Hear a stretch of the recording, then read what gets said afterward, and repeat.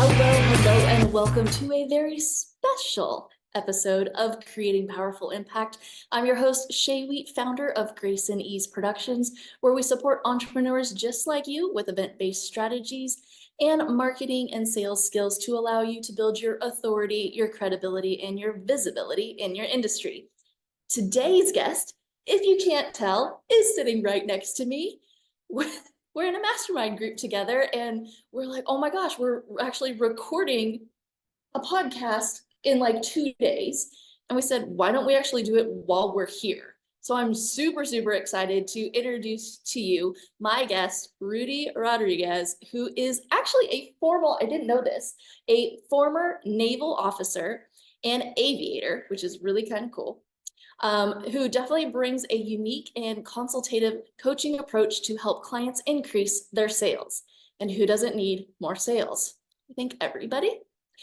He's also the host of the Live Event Profits podcast, which I recommend all of you go and listen to. He has, get this, helped generate for his clients over $50 million in sales for the coaching, education, and mastermind offerings since 2015.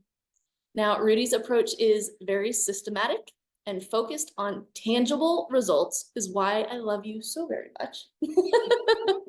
And really making his coaching light, fun, and just delivering just the outcomes that his clients really desire. So please help me welcome to the Creating Powerful Impact stage, my friend, Rudy. How are you? Thank you, Shay. That's a kind introduction. I appreciate the opportunity, and so cool to actually be here physically with you. I'm not an avatar. I'm not an AI. I'm real. I say that because we're in a mastermind. They just did this big demonstration on how you can create a whole lookalike avatar. And it can do all your podcasts for you. You don't even have to show up. Right. Like so we could be virtual avatars right now doing this podcast. Well, we could be. We could do that, or we could totally just put into ChatGPT our entire script and not have to physically be here, and our mouths would move and everything else. In like multiple languages. It's insane what is happening right now. If you guys aren't checking into all the ways that AI is showing up to just really rock out your business, it's totally worth it. Like I've learned tons over the past 2 days. I don't know about you. Yeah, same here. Yeah. This may be the last live podcast I ever do. Oh my God. Well, I mean, I want to chat with you because you are a master of sales and really supporting people in growing their sales teams, having a sales team if they don't have one currently, and really supporting them in the event space. That's right. Which is really super important because I know a lot of my clients go, maybe I have one or two salespeople, or they're part-time and I want to do an event, but I don't have anybody that can support me and actually knows the systems and the funnels and the cadence that needs to happen for a live event or a virtual live event. So what would you like to share kind of around those lines? Yeah, it's a lot. It's a lot. You know, your audience is very similar to my audience. When you guys come over to my podcast, you guys will see a link here in the show notes. You know, have a listen as well. What I know about my audience is that they have very normal problems when it comes to events. One, it's promoting an event, right? Getting people to get to the event. There's so much effort that goes into that. Obviously, there's a lot of logistical efforts about finding venues, all those things that I know Shay is a world-class expert in. Definitely talk to her and use her for those services. And once you get people to an event, you're now wanting to make sure that, well, one, they buy the ticket. Two, they show up. Those are two different things. And we actually were looking at some stats today on that, and like a huge opportunity, right? Yeah, a huge opportunity for one of your clients that were like, ooh, we need to actually address this right here. How can we support and making it so we actually have the people show up that you worked so incredibly hard to buy the ticket. Now they need to show up and then support them during the event itself. That's right. So that's one of the common problems, which I'll talk about solution here in a moment. Also, once you have them at the event, then it's, you know, how do I keep them engaged? How do I make sure they're in the room, not in the hallway or not on their phones, but in the room doing the work so that they can change their lives, right? And then ultimately, how do you enroll them into continuing their journey with you, whether it's through a coaching program, a mastermind program, or at least the next event. Otherwise, it's a really fun weekend, but like life happens. Yeah, even on the virtual side, right? So if you're supporting a virtual event, it's like, how do you keep them engaged when the dog's running in and when the kids are wanting stuff? And, they're showing up for a reason. There's a pain that they're in, and we need to support them in moving them through to what that next step is. That's right. That's right. So I want to reference a couple studies here because I think it sets some really helpful context. There's a study that was done by Harvard Business School. I'm a big believer in reading peer-reviewed studies on sales. And the study was actually around the online response time of a lead. And I'm going to connect the dots as to why that matters to you as an event leader.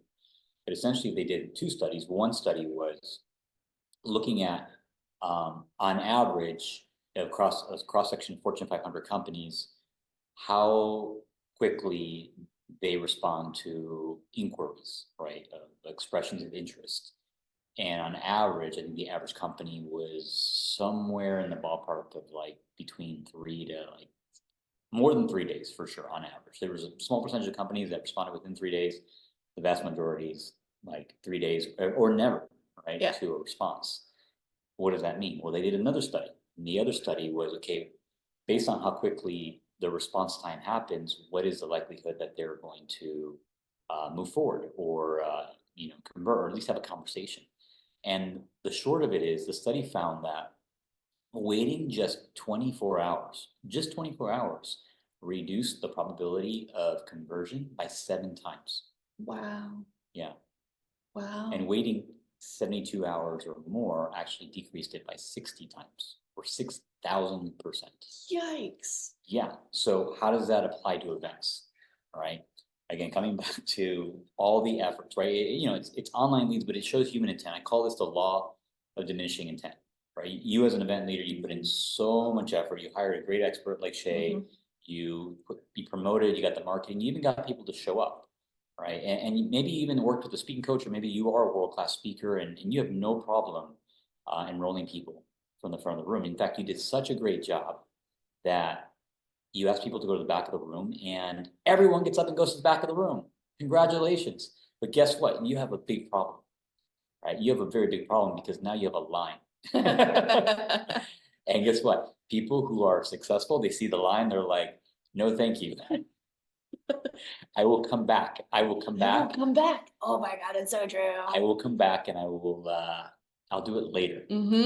And what basically happens is they don't. Yep. Right. Or maybe they decide to stay in the line. Maybe people are patient. They decide to stay in the line and they end up speaking to a volunteer, a customer service rep, or maybe you do have some trained assassins in that. But here's the thing. Most of the time, whatever that experience is, it's very inconsistent. And most of the times, whoever's speaking to the person is more of an order taker and not a sales professional. Yes. And does not know how to handle objections or reframe questions or concerns or set appointments or much of that stuff. They're order takers, which is great. You need people to take orders. However, the vast majority of people, when you are inviting someone to make a decision that's going to potentially drastically change your life, and it's going to be a significant investment of time and money, oftentimes $10,000, $25,000 or more in a year of their life. Yeah. Like, people have questions. People have objections. By the way, objections are a good thing. You want them. We want them. You Actually, want them. just in a thing today, they're like, you want to have at least 7 or 8 objections. That means they're serious. Yeah. And you got to have people that are trained on how to handle that. Right. So, the problem is that most event leaders either don't have the proper staffing in the back of the room or don't have a proper logistical plan to be able to speak to the people who are interested, to be able to answer their questions, handle their objections, and effectively move them into a committed action before their intent diminishes. Yeah, because you don't want that 60%, right? Oh, I'll come back and I'll get in the line later, and then the later happens to like never, and now after the event, it's like you've lost them. Exactly. Exactly. You lose them. And, um, let's just say, okay, let's just say day one or day two, we made our typical frame, right? 3 days, day two before lunch, around lunchtime, you make your offer. And let's just say we had the scenario and we're like, oh, shucks. Even though everybody went to the back of the room, for whatever reason, we didn't get the sales we were expecting. It's okay. We have tomorrow, right? Let's regroup. Very typical, right? Let's go in the green room. Let's see what we got to do differently. Let's change our approach. And then the next day you go and you do it again. And maybe there are some sales, but the vast majority of people, if you don't have the proper support in the back of the room, you're basically left with a list of people who are interested, right? Who maybe put their name in the hat or something like that. Or maybe you're really good and they at least paid a deposit before they left the event. But guess what? You're left with them leaving the event. And now you're trying to talk to them, days after the event. And you as an event host, you're gassed. You're gonna be exhausted. We call it drool on the couch day, the day after your event. Yeah. Because you literally, that's all you can do. Because you've just given everything for 3 days, let's say, right? It's exhausting. Yeah, and it can be a nightmare. Like I've worked with clients, well, this is before I worked with them, but I worked with clients who had the experience where, come the end of the event, they probably put in 6-figure investment or more, something multiple 6 figures to hosting an event, and their preliminary sales didn't cover that. Mm-hmm. Yeah, they have some leads in the pipeline, some IOUs, some promises, some preliminary sales, but the reality is come Monday morning, they're like, I don't have the cash in the bank to pay the rest of the hotel bill. Mm-hmm. Right. And now it's like fire alarm, even though you're gassed, you're on the phones making calls Monday, Tuesday, Wednesday, Thursday, Fridays until you make the sales, right? And you're tired, you're gassed. So really it's about having people that actually support you. Yeah. Right. And so for my founders and my visionaries that are out here going, yeah, I want to do an event. I want to do a virtual event. I want to do a 3-day event. I want to scale and leverage. I don't necessarily have the team. It's like the team I have is, my client care, customer support, my event, or, my admin, my executive assistant. I'm going to bring in an event team support. You can actually bring in sales support, right? That's right. Okay. Yeah. And many people don't realize that that's an option. And what should people be asking or looking for, or, what kind of questions are important to be acknowledging? Great question. So before I answer that question, I just gave the nightmare scenario. I want to give the alternate. I want to give the alternative. So it doesn't have to be that way. Yeah. Let me give a dream scenario and then I'm going to answer your question. Okay. So here's what's possible with the right support, with the right team, whether that's us or I'll even give you the questions to ask so you can find the people that can support you. Mm-hmm.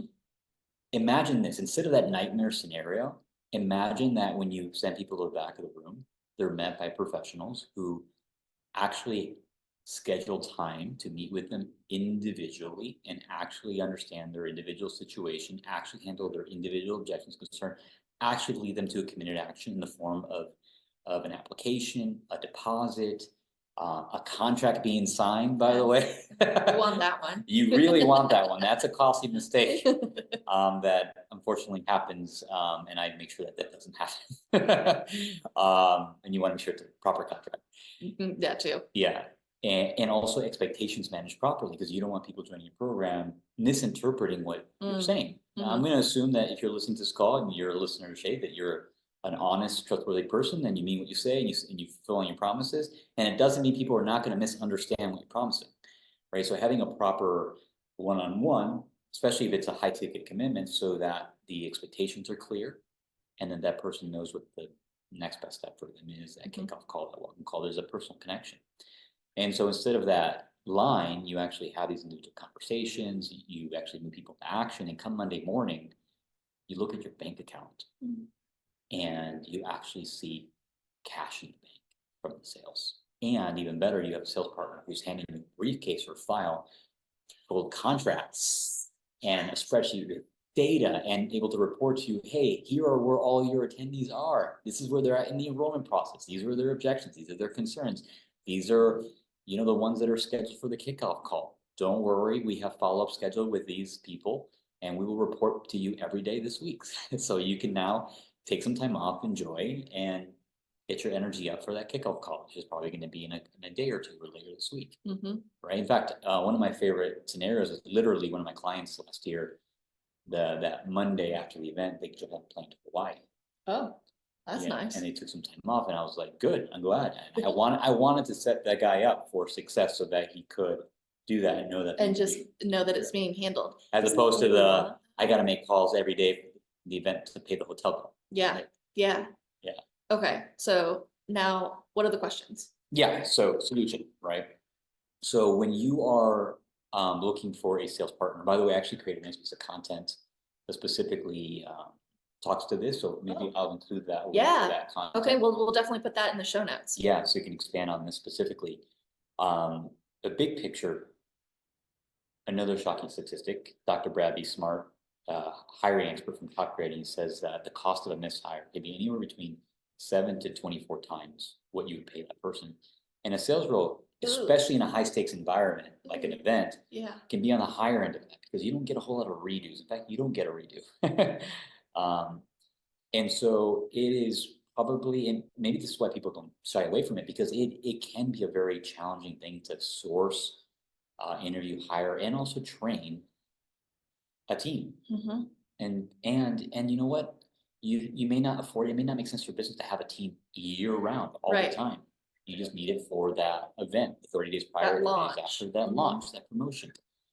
But regardless, you still, whether it's in hire internal or a third-party vendor, you still want to follow some proven hiring processes, because choosing the wrong team, by the way, I don't necessarily believe in good or bad. It just could be a bad fit, right? My team may not be fit for everyone. Right? Yeah. It's really true. It has to be like a cultural fit. Yeah. Right. So when I'm talking to my client, I will choose different AV teams based on a cultural fit, because it all comes into play of how we're creating the space and container in the room, because we want the focus to be on you, the visionary, the event host, and not what's happening behind the scenes. And we want them to understand what's happening in the room and how to best support it. And it's deeper than people realize, right? There is an energetic piece that really comes into play that will then support sales. 100%. Yeah. So, first of all, and this is basic hiring practice 101, you have to know your own core values as a business. And you got to know your outcomes for your event. And obviously, working with Shay, she's going to make sure you're clear on your outcomes before you're out looking for a sales partner, hopefully. And when you're able to, what I call, have a scorecard per se, even if it's the scorecard for the event, for the sales partner, and the scorecard says, okay, here are the outcomes that I would like to accomplish with the sales partner. Specific, measurable, outcomes. What does success look like? And by the way, it's something that can be co-created. It's not like it has to be the end all be all, but you want to come to table with some idea. Obviously, Shay can consult you and guide you in thinking through that if you've never done that before. Because then you take that scorecard and then you go to your network and say, okay, I'm looking for a sales partner who can maybe you have a big event. By the way, if you're over 100 people, I definitely recommend having a team. If you're under 100, then maybe you can do it yourself. I wouldn't necessarily still recommend that, but if you're over 100, definitely have a team, because you got to focus on what you do best, which is leading the event. And then you have the scorecard. You go out to your network and say, looking for a sales partner. Who do you know? Right. And you're going to generate some referrals, some recommendations. Great. Step 1's scorecard. Step 2, sourcing. So generate those referrals. Step 3 is the interview process. Right. So what do you ask? What do you ask when you talk to a potential sales partner? One, I would be looking first and foremost for a sales leader who can actually manage the entire enrollment process. I wouldn't necessarily just be looking for a sales person. You want a sales leader who has already a history of working with people, who can probably already has a network, right? Already has a process, already has a methodology, hopefully already has experience in events. It's a different dynamic. Much more logistically complex. Just a bit. Yeah. And so ask, okay, first and foremost, tell me about your experience as a sales leader working in events enrollment environments, right? You may or may not ask for a specific client referrals or that sort of thing, but get a sense for their experience as a sales leader and ask them specifically about their experience leading teams, Mm. right? Because you're going to get a better sense for their network and who they bring to the table and maybe some of the results that they've generated. By the way, I'm a big fan of this. It comes from the top rating methodology. It's called they call it the thread of the reference check. I like to reference this to the promise of the reference check, or the pork. The pork, The pork. the promise of the reference check. Yeah. The pork. That's hilarious. The pork. So don't forget the pork. So you just let them know. And by the way, this is just basic hiring practice 101, and you let them know, hey, thank you for letting us know about your experience working with Shay and said other client. I'm curious, if we were to speak to them, what do you think they would say you did really well at that event? See, it's pre-framing. It's like, if we were to speak to them, when we speak to them, what do you think they would say you did really well? Great. Also, other side of the coin, what do you think they say were maybe some of the areas for improvement, or maybe some of the missed opportunities? Right? We always want to get both sides of the coin. And if any vendor, whether it's a sales partner or any vendor, is not willing or able to give a balanced description of their successes as well as failures, then be cautious. In fact, here's the question to ask any vendor. Okay, great. Give me an example of success. Great. Now give me an example of failure. And more importantly, what did you learn from that? And what could have been done differently to get that to work? Right? Yeah. And oftentimes what you'll discover is those missed opportunities oftentimes were a breakdown in communication between the vendor and the client of some sort. And there's an opportunity to learn from that and to avoid that mistake. Yeah. And if somebody can't cough up that hairball, I would say, one, either they're lying, or two, they don't have enough experience. Yeah. Yeah. Because every single event you do, regardless if you do it year over year over year, you're always going to have areas for improvement. Something's going to happen because it's a live event, whether it's a virtual live event or it's a live in-person event, something is going to happen. It's an event, right? So there's always going to be tweaks and adjustments that you're going to be doing. So that's a huge question. I love that. Yeah. Yeah, so promise or the reference check or the pork, and say, by the way, say, hey, part of our process is, we're interviewing a few sales partners, and the reason we're doing this is because we want to make sure they have a great partnership. So we have a process, maybe a couple steps, and at the end of the process, if we think it's a fit, we may ask for some referrals, right? So you let them know that up front. And then we pre-frame, hey, if we were to speak to this person, or when we speak to this person, what do you think we'll say? That's a truth serum. Yeah. So now they're going to be very truthful, because you may ask them for that reference. Makes sense. Yeah, and it works. And by the way, top talent, A-player teams, just think back to like middle school or high school, right? The kids that had straight A's on the report cards, on report card day, what do? Yes, they ran home to their parents. They're like, Mom and Dad, look, I got straight A's.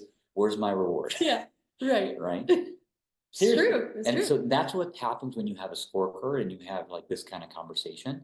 It's like, no problem. I cannot wait to talk to you, about our wins and misses, and give you some of our references, because I feel confident enough in that. And by the way, any great sales partner, great leader, great sales professional is going to have numbers to back up their talk. Yes. Ask the numbers. That's huge. And if they're not tracking the numbers, that's also a red flag. Yeah, because they're not going to track your numbers. Right. And you need to know the numbers. Yeah. Yes, that's huge. That's a really good one. Yeah. That's a huge writer downer. Yeah. Yeah. And by the way, from experience, I also know that many event leaders oftentimes are successful, big picture people, and they have a hard time digging into the details of the numbers. Yeah. And that's okay.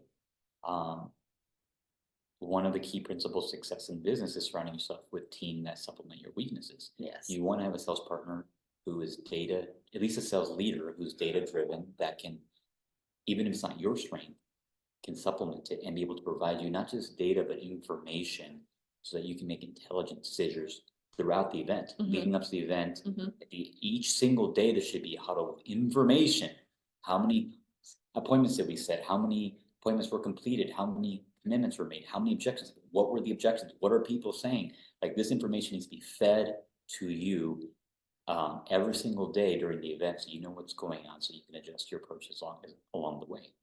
Right? If you have no clue, what's going to happen is it's going to maybe feel like a great event, but then you just won't know I mean, frankly, you have to do business by the numbers, Yeah. right? And so if numbers aren't your strength, then you end up having a partner that can support you in that. Yeah, 100%. yeah, I love that. Yeah, so ask about the numbers, ask questions, hey, tell me about some of those numbers. Generally speaking, I think that's a fairly balanced approach is, hey, tell me about some of the wins, tell me about some of the losses or the misses. You know, what could you have done differently? Yeah. Right. There's more questions there, but I think those are probably the big questions. I would think so, yeah. Yeah, and I'll find that piece of content, I'll include here. I literally go step by step through the entire, like, how to interview for a sales partner. Yeah. And that'll be a great That's a huge resource. Beautiful. Thank you for that. I want to know, like, what are the like super costly mistakes that you see event leaders making with their event sales? Oh my gosh, Can you give us like some good ones? Yeah, there's so many. I highlighted a few here, right? I talked about the law of diminishing intent. And actually, you know, even at this event, I'm talking to people and they're already talking to me about their event. I'm like, mental note, like, yeah, making that mistake. For example, they're like, oh, we're gonna do this great event. And then the 3 days after the event, they'll talk to our team. I'm like, do you not understand that every hour that goes by, that they leave your event, the probability of their intent is going down exponentially. And 72 hours later, the likelihood is 6,000 times lower. So it's, and they probably are doing it, one, because they don't know, they don't have data to go on. The other two, they probably just don't know how to handle the logistics of that. Yeah. How do you talk to 100, 200, 300 people one-on-one throughout 3 days? Effectively, you have to have a partner that specializes in those kind of logistics. Yeah. True. Yeah. So yeah, having your people leave the event without having a proper enrollment conversation individually is mistake number one. Due to law of diminishing. And number two, very common. Again, it comes back to hiring. Oftentimes you have great customers or maybe friends and family, and you feel like you can save a buck by having them volunteer and helping in the back of the room. Yes. Maybe you've done a personal development course like I have, and you're like, oh, they have volunteers in the back room. Great. Volunteers, what positive intent, but the road destruction is paved with positive intent. Do you have a story? I have a story of a volunteer. I would love to hear your story. Okay, so and it wasn't even a client. I was going to look at it and see if I could consult and support her in how she could grow her company and grow her events and so on and so forth. And so she had her husband as the photographer. And she does some, some pretty deep work with women and, getting into some emotional stuff. And it apparently made him pretty uncomfortable because when she got the photos back, it wasn't really of the event. It was pictures of the birds that were outside. It was the ocean that was nearby. So he just like ended up leaving and not capturing the event whatsoever, versus having like a proper photographer that was there to go and capture the moments and capture the intensity and capture like the hugs and the tears and like all of that. Yeah, and she had the most positive intent. Right. She probably took some photos of some beautiful birds. Yeah, yeah, exactly. Yeah, here's the reality of business. I think most business problems can be can be solved by looking at the incentives, right? And regardless of somebody's positive intent, if they're not incentivized to get an outcome, the likelihood that they're going to get that outcome is fairly limited. Whereas if you properly incentivize a sales partner, primarily based on results, it's a win-win, and they're gonna go above and beyond. By the way, oftentimes sales partners are working from 6 a.m. to midnight each day to prepare for the day, to do the calls, to do the follow-ups, do the admin, to process the payments. Yeah. A volunteer is not going to do that. It's true. I've had a past client have a volunteer sales team, and they don't, right? Like they just don't have any skin in the game, and they weren't working on commission, or they weren't getting any piece of the pie. They were just there to learn, how to do it and what it would be like to have their own event and be on the sales team and so on and so forth. And, they did one training ahead of time on how to handle the objections and what would come up. But that was like, what, an hour's worth of training? And then you're like, here, have my baby.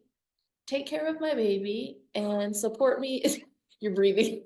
I've just seen that so many times. Right, It's like, yeah. I wish people, and you know what? It's okay. If that's where you are and that's where you start, it's better than not having anything. 100% and 100%. Yes. And by the way, that's where many of my clients were or have been before I work with them. And then we come in and we bring in a process, we bring in a team, we optimize, we maximize, and oftentimes we double or even triple what they've done as a baseline because people just don't know what they don't know. So yeah, that's the error of like, you get what you pay for. Right? It's kind of hard. It's like, well, it's free to have a volunteer, but I'm paying to have a professional. Like, it's short-sighted. You know, when you have a good partner, you're excited to pay the bill. Right, because they've paid for themselves, right? Like if you look at it from the perspective of, maybe it's one extra sale or two sales will pay for that support person, That's right. that support team, that sales team, that event production. Is that worth it? Do you feel that they bring enough value to help you make that extra sale or those extra 2 or 3 sales? Yeah. Right? Yeah. This has been amazing. We could probably continue to chat forever. Oh my gosh, yes. And have some really good stories along the way. And maybe we'll do this again. But how can people stay connected with you? Do you have a gift for our audience? And we will definitely include the resource that you suggested earlier too. Yeah, happy to share. So if you're listening to this and you are an event leader and you have an event, you do an event that's over 100 people, and you have by the way, your offering has to be an offering that you're not just making up. It has to be proven. You have to have testimonials. You have to have case studies. You have to have a track record of success. And you're looking for a world-class partner. Come over to our website. Come over to our website. It's here at the show notes. It's wingmancoaching.com. We also have a virtual brand called the Virtual Event Sales Team because we do virtual events as well as live in-person events. And just discover more about what we do. You can book a consultation with us there. And also, if you just want another resource, like her podcast, where I interview world-class event leaders as well and capture best practices of how they have profitable, impactful events. Subscribe to our podcast as well, which will be here. It's in the show notes. Absolutely. He interviews some really, really amazingly fun people. Yeah. So I have one more question for you. Yes. What would you say is a takeaway or a memorable note you would like to leave our audience with today? Takeaway or memorable notes. What to leave the audience with today?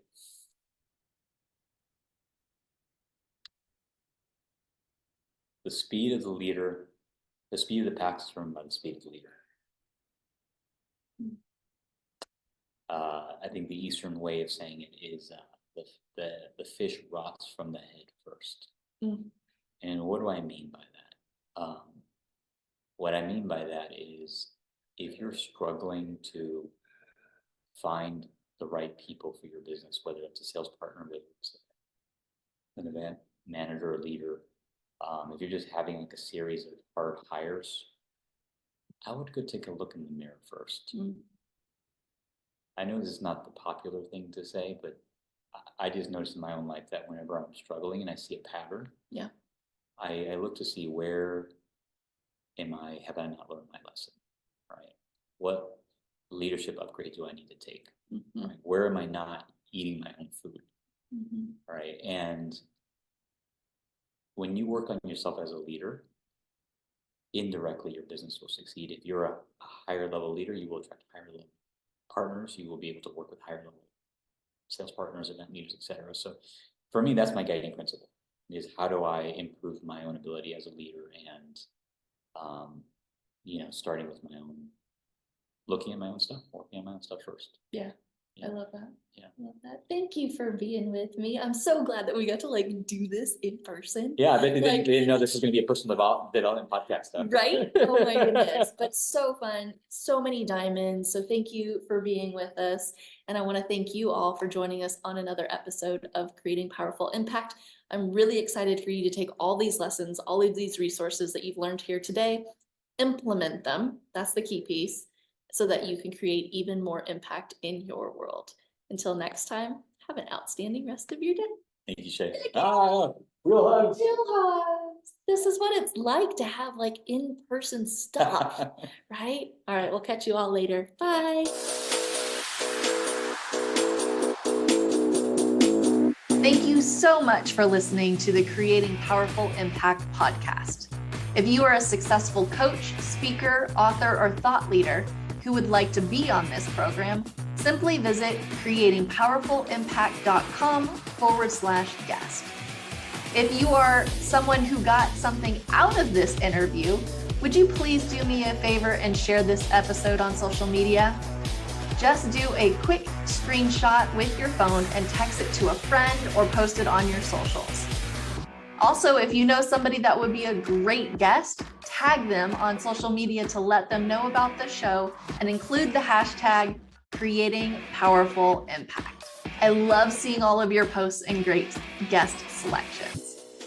We are regularly putting out new episodes and content. To make sure you don't miss any episodes, go ahead and subscribe. Your thumbs up, ratings, and reviews go a long way to help promote the show, and they really mean a lot to me and my team. Want to know more about us? Head on over to our website, graceandeaseproductions.com, or follow me on LinkedIn, Facebook, or Instagram. Just look for Grace and Ease Productions on your favorite platform. Thanks for listening. We'll see you next time.